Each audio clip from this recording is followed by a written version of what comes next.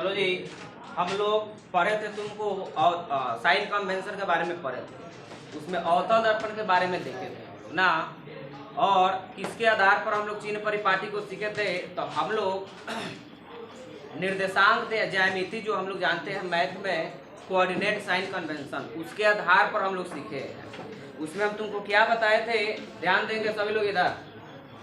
उसमें हम तुमको बताए थे कि हमारे पास ये है, ये x है और ये x डैश है, ये y है, ये y डैश है। तो इसमें हम तुमको बताए थे कि राइट हमारा कौन है, ये वाला है। इधर की दूरियां क्या होती है, धनात्मक होती है, और लेफ्ट की दूरियां क्या होंगी, ऋणात्मक होंगी। ऊपर की दूरी क्या होंगी, धनात्मक, और नीचे की दूरी ऋणात्मक। हम तुमको ये बताए थे इसमें कि क्या ऊपर वाला माइनस हो सकता है कि नहीं हो सकता है, हो सकता है, होगा।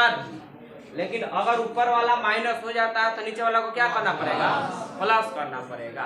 लेफ्ट वाला तुमको माइनस प्लस में हो सकता है कि नहीं हो सकता, हो सकता है, लेकिन इसको प्लस में होने के लिए इसको क्या होना पड़ेगा, माइनस में होना पड़ेगा। ऐसा क्यों है, ऐसा इसलिए है कि हम इसको ऐसे देख रहे हैं। हो सकता है कि कोई इधर ला करके इसको देखे तो उल्टा हो जाएगा कि नहीं हो जाएगा। मतलब क्या, अब देखो, अब जो चिन्ह परिपाटी हम लोग साइन कन्वेंशन देखे थे वो इसके आधार पर देखे थे, बात समझे। तो इसके आधार पर हम किस तरीके से देखे थे, ये अवतल दर्पण ऐसे बनाए थे, इस प्रकार से हम लोग अवतल दर्पण को दिखाए थे। इसमें हम तुमसे पूछे कि इसमें हम तुमको पूछे कि इधर की दूरियां सब क्या होती थी, ऋणात्मक होती थी, इधर की दूरियां धनात्मक। लेकिन अगर कोई लड़का तुमसे पूछेगा कि ये वाला जो मिरर है, इसको हम क्या करते हैं कि मिरर को ही पलट देते हैं। मिरर को क्या करते हैं कि ऐसे उठा करके, ऐसे, बातें समझ में आ रही है ना, ऐसे उठा करके इस प्रकार से अगर कर दे हम, तब क्या होगी, तो सारा सिस्टम बदल जाएगा। जितना इसमें प्लस वाला होने वाला था वो माइनस में हो जाएगा, जितना माइनस वाला था वो प्लस में हो जाएगा। तो इसके लिए इसका एक स्पेशल केस होता है, मतलब इसके लिए एक अलग तरीके बनाए गए हैं साइन कन्वेंशन के लिए, वो तरीका बताएंगे। लेकिन सबसे पहले हम जान लेते हैं तुमको कि उत्तल दर्पण में हम लोग किस प्रकार से साइन कन्वेंशन को बता सकते हैं। देखोगे, हेडिंग लगाओगे,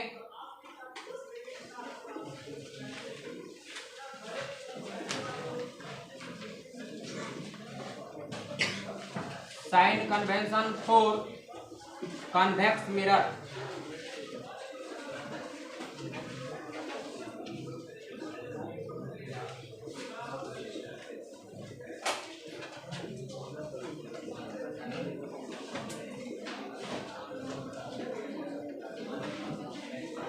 उत्तल दर्पण के लिए चिन्ह परिपाटी।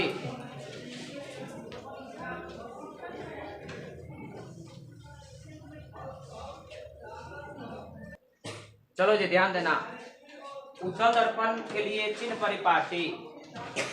इसमें हम तुमसे पूछे चिन्ह परिपाटी में, ध्यान देना कि चिन्ह परिपाटी में क्या करेंगे, तो वही तुमको कोऑर्डिनेट साइन कन्वेंशन का यूज करना, कोऑर्डिनेट का यूज करना है।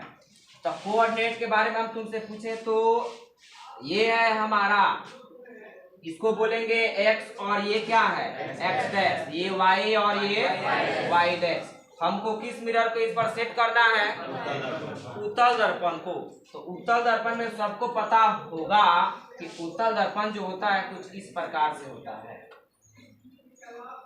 और ये वाला भाग इसका रंगा होता है। बोलो जी, सही बनाया है। तो हम तुमसे पूछे कि इसमें उत्तल दर्पण में, अच्छा ये बताओ साइन कन्वेंशन, इधर का डिस्टेंस क्या होगा, पॉजिटिव, और इधर का डिस्टेंस नेगेटिव, ऊपर का डिस्टेंस प्लस, नीचे का माइनस। कंफर्म हो। उत्तल दर्पण में हम तुमको बताए हैं कि जो फोकस होता है, फोकस दूरी जो होता है, वक्रता त्रिज्या, वो कहाँ होता है, दर्पण के सामने के दर्पण के पीछे, दर्पण के सामने के दर्पण के पीछे, दर्पण के पीछे बताए थे। ये कहाँ होता है, दर्पण के पीछे, दबा समझे। तो यहाँ हम तुमसे पूछे कि देखोगे ध्यान से, ये तुम्हारा रहा क्या, पी रहा, ये क्या रहा, एफ रहा, और ये सी रहा। बत जा रहा है ना। अब इसमें हमको बता दो कि इसके बीच की दूरी को हम फोकस दूरी कहते हैं, याद है। यहां से यहां तक के बीच की दूरी को वक्रता त्रिज्या आर कहते हैं ना। और बताओ कि प्रतिबिंब जो है ये हम ए साइड मान लिए, ये बी साइड, प्रतिबिंब ए साइड बनता था कि बी साइड बनता था, बी साइड बनता था। दर्पण के पीछे प्रतिबिंब बनता था, याद है, बताया था ना। अब हम तुमको इसमें पूछे, अब वस्तु बताओ कि वस्तु हम किधर रखेंगे, ए साइड के बी साइड, हमेशा सामने ही तो रखेंगे ना। इधर से रंगा हुआ ये दर्पण है, इधर से रंगा हुआ है। जितने लोग नए हैं उन लोगों को कम समझ में आता होगा, ये आज भर का है रे डायग्राम, बस समझे इसमें, इसके बाद सब आ जाएगा समझ पे। और जितने लोग नहीं पढ़े हैं इसलिए हम क्या किए हैं कि पीछे जो है इस सब का वीडियो बना चुके हैं। बात हो जा रहा है ना, कि कोई या करके ना बोलो कि हम पीछे नहीं पढ़े, या कोई बहाना ना बनाए कि हम उस दिन क्लास गैप किए। गैपिंग करने का तो कोई बहाना अब है नहीं, पहले बता देता कि हम गैप किए थे, याद नहीं किए हैं। तो ऐसा कुछ है नहीं, गैप किए हो तो जा करके देखो, दिन भर मोबाइल चलाओगे 20 मिनट देख नहीं सकते इसको, बातें समझ में आने इसलिए बना दिए हैं। पीछे वाला वीडियो सब देखो, जितने लोगों का छूटा हुआ आराम आराम से पीछे का देख सकते हो, समझा रही है ना। ध्यान देखो, अब हम तुमको पूछे, यहाँ देखो वस्तु को इधर रखेंगे हमेशा, बोलो जी, अब प्रतिबिंब हमेशा इधर बनेगा, प्रतिबिंब हमेशा बी साइड की ओर बनेगा। तो अब बताओ बी साइड की जितनी दूरियां होंगे वो क्या होगी, धनात्मक ऋणात्मक, धनात्मक। यानी उत्तल दर्पण में ये सब ऋणात्मक हुआ करता था, सॉरी अवतल दर्पण में ये सब ऋणात्मक हुआ करता था, उत्तल दर्पण में सब क्या होगा, धनात्मक। यानी हम तुमसे पूछे कि वस्तु की दूरी, वस्तु की दूरी को हम लोग किससे सूचित करते हैं, यू से। क्या होगा, पॉजिटिव के निगेटिव, पॉजिटिव, बोलो जी। वस्तु, अच्छा वस्तु आ गया ना। वस्तु बताओ, वस्तु हमेशा कहाँ रखेंगे, वस्तु इधर रखेंगे तो इधर की दूरियां क्या है, निगेटिव है, तो ये तुम्हारा क्या हो जाएगा, निगेटिव। उसके बाद बताओ प्रतिबिंब कहाँ बनेगा, प्रतिबिंब किधर बनेगा, पीछे बनेगा। तब पीछे देख लो दूरी क्या है, धनात्मक ऋणात्मक। आप प्रतिबिंब की दूरी को क्या बोलते हैं हम लोग, भी। प्रतिबिंब की दूरी को क्या बोलते हैं, भी। ये क्या हो जाएगा, बोलो, पॉजिटिव हो जाएगा। उसके बाद बताओ वक्रता त्रिज्या, वक्रता त्रिज्या के बारे में क्या ख्याल है, क्या बोलते हैं, आर बोलते हैं। ये किधर है, इस साइड है, इस साइड वाला धनात्मक, यानी ये हो गया तुम्हारा पॉजिटिव। उसके बाद बोलो फोकस दूरी, फोकस दूरी को ये हो गया पॉजिटिव, बोलो जी, बात हो जा रही है। उसके बाद हम तुमसे पूछे वस्तु की ऊंचाई, वस्तु की ऊंचाई को किससे सूचित करते हैं, ये कलर पीछे से दिखाई दे रहा है, दिखाई दे रहा है ये कलर। वस्तु की ऊंचाई को एच ओ, ये बताओ वस्तु हमेशा इधर ना रखेंगे तो ऊपर है, तो ये हो जाएगा तुम्हारा पॉजिटिव। प्रतिबिंब की ऊंचाई, बोलो जी, एच आई, ये क्या हो जाएगा, पॉजिटिव।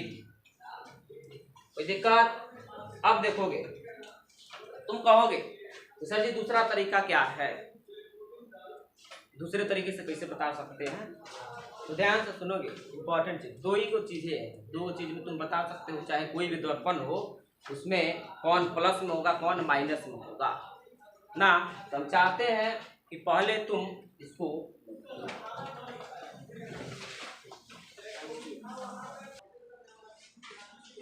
अब देखो, हम लोग ये जो पढ़े हैं ये कोऑर्डिनेट के आधार पर हम लोग बता दिए कि कौन प्लस होगा कौन माइनस होगा। लेकिन किताब के अगर बेस पर हम देखें और किरण के आधार पर, तो किरण के आधार पर बहुत ही आसान है, नवा समझे, मिटा दे इसको,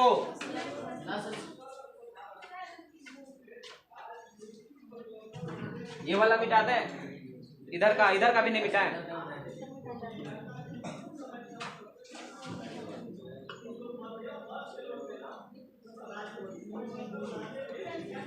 तेज लिखना सीखो। तेज नहीं लिखा रहा है तो राइटिंग लिखो 4-4 पन्ना रोज। इतना स्लो लिखेगा, ये भी नहीं मिटाए।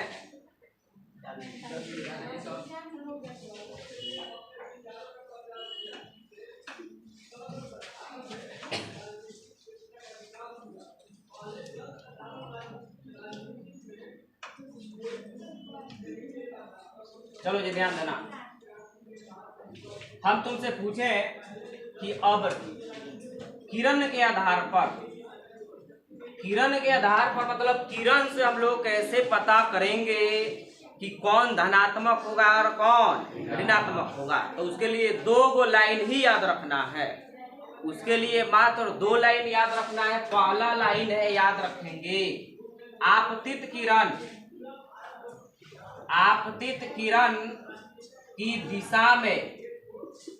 दिशा में मापी गई दूरियां, और ये ऑब्जेक्टिव भी पूछता है, ध्यान से सुनोगे, मापी गई दूरियां धनात्मक होती है। क्या होती है? धनात्मक होती है। दूसरा लाइन है तुमको, आपतित किरण के विपरीत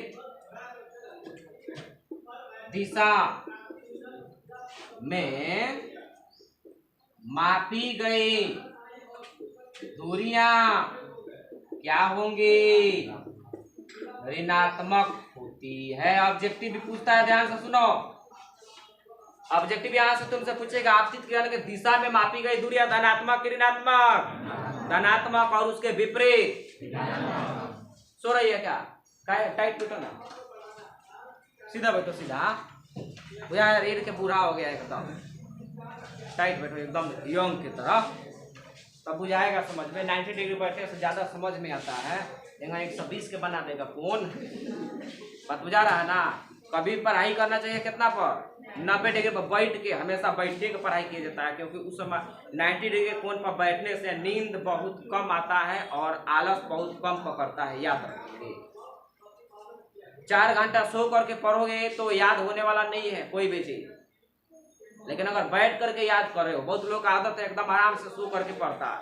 जैसे वो लड़की खूब बढ़िया से आराम से और गई है एकदम बेंच पर, खूब बढ़िया से पढ़ रही है। आएगा ये जन्म में, अगले जन्म में नहीं आएगा समझ में, याद रखेंगे। बात बुझा है ना। अब ध्यान से सुनोगे। अब देखो, अब हम क्या करते हैं कि ये हम कोऑर्डिनेट को, अब मैथ वाला ये हम रूल हटा देते हैं। अब लगाते हैं हम लोग ये किरण का फिजिक्स का रूल। ध्यान से सुनोगे। हम तुमसे पूछे, बताओ ये हमारा ए साइड है, ये हमारा बी साइड है। किरण हम तुमसे पूछे तो ए तरफ से किरणें जाएंगे कि बी तरफ से जाएंगे? ए तरफ से। दर्पण के हमेशा सामने से किरणों को डालते हैं, दर्पण के हमेशा सामने से किरणों को डालते हैं। तुमको दिखाई दे रहा है? ये नहीं दिखाई? आ जाओ इस पर, आ जाओ, दिखाई देगा। और उस समय से बोल नहीं रही, कल से सबका सीट फिक्स हो जाए सब। अब दिखाई दे रहा है? चलो ध्यान दोगे तो हमेशा किरण को कहाँ डालेंगे? ए साइड। बात समझ में आ रही ना। तो अब बताओ हमको कि किरणें ऐसे ही तो आती है ना, यानी हम तुमसे पूछे किरणें कहाँ से कहाँ जा रही है? ए से बी की तरफ। और हम तुमसे पूछे कि दूरियां हमेशा कहाँ से मापी जाती है? ध्रुव से। वस्तु को हम ए साइड रखेंगे कि बी साइड रखेंगे? अरे जिधर ये दर्पण का रंगा हुआ भाग है, अरे मिरर, आईना, इसमें अपना हुलिया रोज देखते हैं, हुलिया का बात बता रहे हैं। इधर से थोड़े देखेंगे, इधर से देखेंगे। तो इस मिरर के लिए हम लोग क्या है? ऑब्जेक्ट है। तो हमेशा हम लोग कहाँ खड़े होते हैं? मिरर के सामने खड़े होते हैं। बात समझ में आ रही है?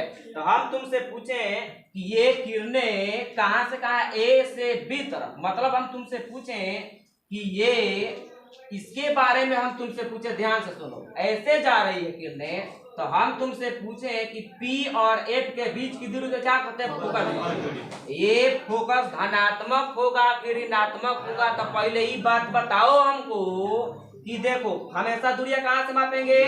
ध्रुव से। तो ध्रुव से आइए तो दूरी मापे। तो कैसे गए हैं? ऐसे गए, ए से बी तरफ। किरण भी ए से बी तरफ है, तो हम लोग किरण के दिशा में है कि किरण के विपरीत दिशा में है? किरण के दिशा में है। तो किरण के दिशा में है तो दूरियां क्या होगी? धनात्मक, मतलब एफ भी तुम्हारा क्या हो गया? धनात्मक हो गया। यहाँ बोलो आर के बारे में तुमसे पूछे तो आर हम कहाँ से मेजर करेंगे, इसलिए बोले कि हमेशा याद रखोगे कि दूरियां हमेशा ध्रुव से मापी जाएगी, तभी ये रूल लागू होगा। ऐसा नहीं कि एहू जैसा कि ये माप दे, तो इसलिए हम तुमको बताया था दूरी मापेंगे ना तो हमेशा कहाँ से मापेंगे? ध्रुव से मापेंगे। अगर इधर से तुम मापोगे तो सारा रूल फ्लॉप कर जाएगा, सारा गलत हो जाएगा। बातें समझ में आ रही है ना? इसका इसलिए इसको बताया गया कि सारे रूल को फॉलो करेंगे। अच्छा देखो वक्रता त्रिज्या, तो वक्रता त्रिज्या दूरी कहाँ से मांगे? पी, और पी से सी की ओर। तो पी से सी की ओर मतलब ए से बी जा रहे हैं, बी की ओर जा रहे हैं। ये किरणें भी किधर जा रही है? बी की तरफ। तो ये जो दूरी है वक्रता त्रिज्या, ये आपतित किरण के दिशा में है कि विपरीत में है? दिशा में है। तो दिशा में है तो आर क्या होगा? जो कि पीछे भी लिखवाए हैं, बोलो। ओकरा बाद हम तुमसे पूछे प्रतिबिंब हमेशा इस दर्पण में इधरे बनता है, बोलो। प्रतिबिंब हमेशा इधरे बनता है, तो इधर बनेगा तो प्रतिबिंब भी बना किरण के दिशा में, तो किरण के दिशा में बना तो ये क्या हो गया? धनात्मक हो गया, बोलो जी। उसके बाद बोलो वस्तु हमेशा कहाँ रखेंगे? ए साइड की भी साइड, ए साइड की भी साइड, ए साइड। ए साइड तुम्हारा ये है। अब बताओ किरण जा रहे इधर, हम दूरी मापेंगे इधर से ना, हमेशा ध्रुव से दूरियां मापी जाती है। तो वस्तु दूरी तुमको मापना है तो ध्रुव से इधर ना आओगे तो किधर आ रहे हो? आपतित किरण की दिशा के विपरीत आ रहे हो। तो आपतित किरण के दिशा के विपरीत की दूरियां क्या होती है? ऋणात्मक हो जाएंगी, यानी यू तुम्हारा क्या हो जाएगा? एकदम वही कहानियां तुम्हारी होगी अवतल में। अवतल में बता दे तुमको, देखो हमारे पास ये कॉन्केव मिरर है, इसमें हम तुमसे पूछे कि ये क्या है? ये क्या है? ये फोकस, ये वक्रता केंद्र। हम तुमसे पूछे कि किरण ये ए साइड मान लेते हैं, ये बी साइड मान लेते हैं, किरण किधर से जाएंगी? ए साइड की भी साइड, ए साइड से जाएंगी। तो हमारा बताओ किरण ऐसे जाएंगी, जाएंगी ना। अवतल दर्पण में दोनों प्रकार के प्रतिबिंब बनते हैं। तो पहले इसके बारे में बात कर ले, तो ये है फोकस यहाँ, यहाँ से यहाँ तक आर बोलते हैं। तो अब बताओ किरण इधर जा रही है, हमको दूरी मापना है ये वाला। तो ये देखो इधर जा रही है, ये इधर, तो विपरीत है कि उसके दिशा में है? विपरीत है। तो ये दूरी एफ क्या हो जाएगी? निगेटिव हो गई। आर क्या हो गई? इधर तो है ना। अच्छा वस्तु तो हमेशा इधर रखेंगे, दर्पण के सामने ही तो रखेंगे वस्तु को ना। तो जब इधर को इधर रखेंगे हम, तो इधर रखेंगे तो क्या हो जाएगा? देखो इधर, तो ये भी प्रतिबिंब का केस बताए तो प्रतिबिंब अगर वास्तविक बनेगा, प्रतिबिंब अगर वास्तविक बनेगा तो प्रतिबिंब इधर बन जाएगा। तो अगर वास्तविक होगा तो भी माइनस हो जाएगा, अगर काल्पनिक बनेगा तो प्रतिबिंब इधर आ जाएगा, बोलो। तो इधर जाएगा तो प्लस में हो जाएगा। अब आया किरण के समझ में, ये किरण से कैसे बता सकते हैं? अच्छा ओकरा बाद ध्यान से सुनोगे। अब देखो ये वाला जो रूल है, ये कोऑर्डिनेट वाला जो है, ये लेंस में लागू नहीं हो पाएगा, लेंस में लागू नहीं होगा, इसलिए रे हम बता दिए हैं। अब दोनों तरीका तुमको बता दिए, दोनों में से कौन यूज कर लोगे? कोई भी याद कर लो, एक तरीका नहीं पढ़ा जाता, एक तरीका गड़बड़ा गया दूसरा तरीका अप्लाई कर लो। साइंस पढ़ने का मतलब ही बात समझ में आ रही है ना? तो ये आया समझ में कि नहीं आया? समझ में। तो हम चाहते हैं, अब देखो इसमें किसी को कोई प्रॉब्लम है बोलोगे लड़की में? हाँ प्रॉब्लम उन लोगों को होता होगा जो नए हैं, लेकिन अगर याद कर लो लेते हो इसको तो कल से तुमको प्रॉब्लम नहीं होने वाला है। बातें समझ में आ रही है ना? हम लोग मिलते हैं। जय हिंद, जय भारत। नोट करो।